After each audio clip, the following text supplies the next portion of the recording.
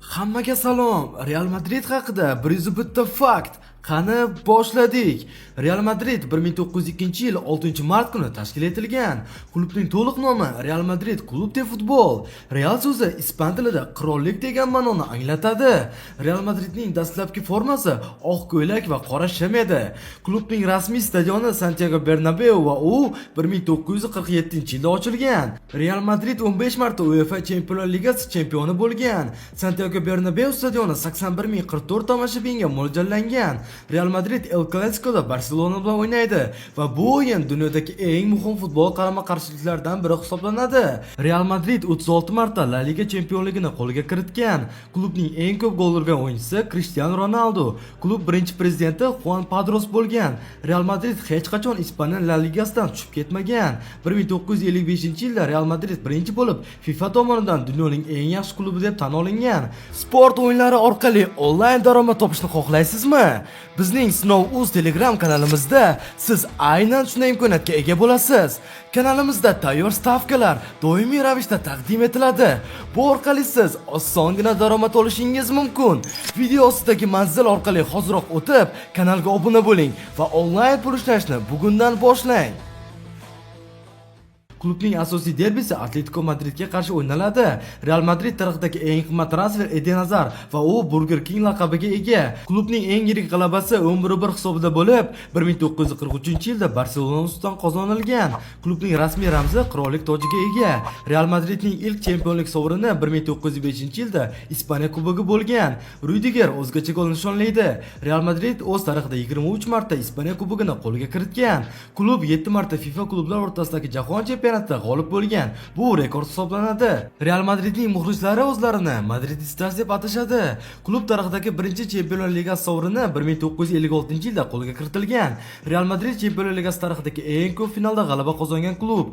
Chempionlar Ligasidagi g'alabadan so'ng Rudiger Modricni yelkasiga ko'tarib olgan. 2017-yilda Ronaldo 17 ta gol urib, Chempionlar Ligasining bir mavsumdagi eng ko'p gol rekordini o'rnatgan. Real Madrid va Barselona o'rtasidagi birinchi rasmiy o'yin 1902-yilda bo'lib o'tgan. 2000-yilda Real Madrid FIFA tomonidan 20 asrning eng yaxshi futbol klubi deb e'lon qilingan. Atleticoga qarshi o'yinda Ronaldo hat-trick qayd etib, Simeone'ga ajoyib javob berdi. Real Madrid o'zining kambeklari bilan mashhur. Real Madridning birinchi rasmiy murabbiyi Artur Jonson edi. 2011-yilda klub stadioniga 75 million yevro mablag' sarflangan. Alfredo Di Stefano Real Madrid tarixidagi eng buyuk futbolchilardan biri hisoblanadi va klub uchun 216 ta gol urgan. Santiago Bernabeu stadioni Real Madridning uzoq muddatli prezidenti nomi bilan atalgan. 2014-yilda Real Madrid Chempionlar Ligasida 10 marta g'olib chiqib, La Decimani qo'lga kiritdi. Mashg'ulot paytida Casillas darvoza yonida uxlab qolgan. Klub o'z tarixida 20 marta Ispaniya Super Kubogida g'olib bo'lgan. Zinedine Zidane Real Madrid safida ham futbolchi, ham murabbiy sifatida Chempionlar Ligasida g'olib bo'lgan.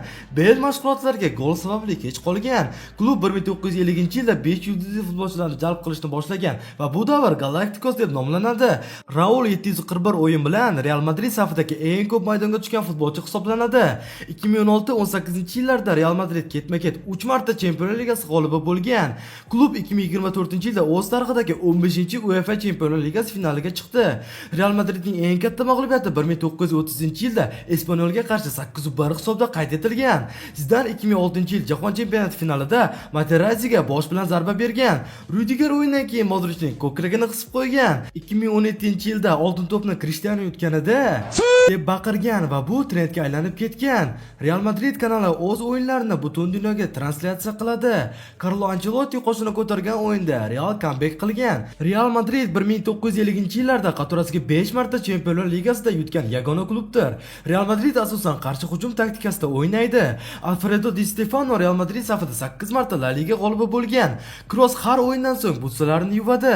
Klubning yillik daromadi 800 million yevrodan oshadi. Bu uni dunyodagi eng boy klublardan biriga aylantiradi.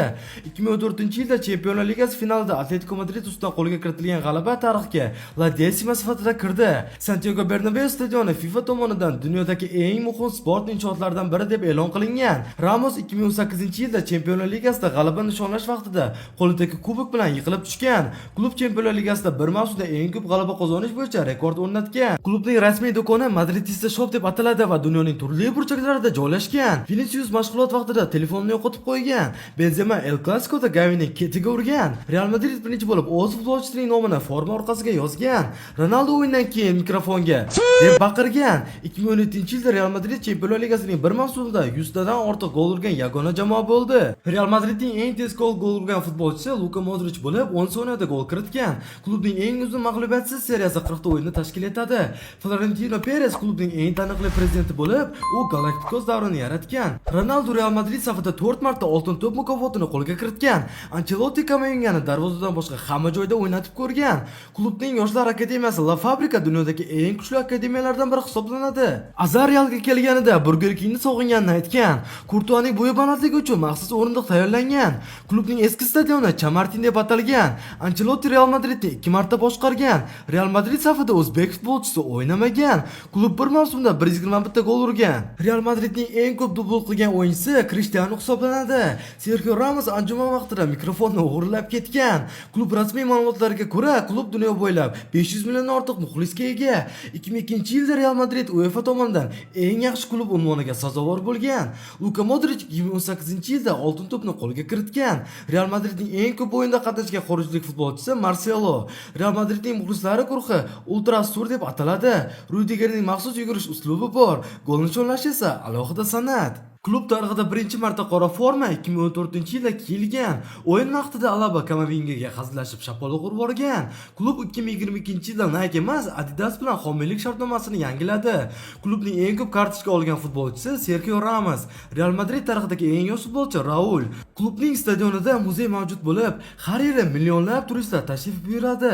El Clasiconi yutgandan so'ng Rudiger maxsus raqsga tushib bergan. Real Madridning rasmiy madhiyasini Domingo ijro etgan. Gareth Bale Real Madridga rekord transfer bilan kelgan. Ronaldo Juventusga qarshi o'yinda akrobatik gol urgan. Karim Benzema 2021-yilda klub sardori bo'lgan. Real Madridning laqabi qaymoq ranglilar hisoblanadi. Klub dunyoning eng boy klublaridan biri hisoblanadi. Real Madrid har doim futbol tarixidagi eng ko'p sovrin yutgan klub bo'lib qolmoqda. Real Madrid sun'iy intellekt natijasiga ko'ra dunyoning eng yaxshi komandasi. Do'stlar, videomiz sizlarga yoqdimi? Agarda yoqqan bo'lsa, videoga like bosing va kanalga obuna bo'lishni unutmang. Sizlar bilan 101 Fakt kanali bo'ldi.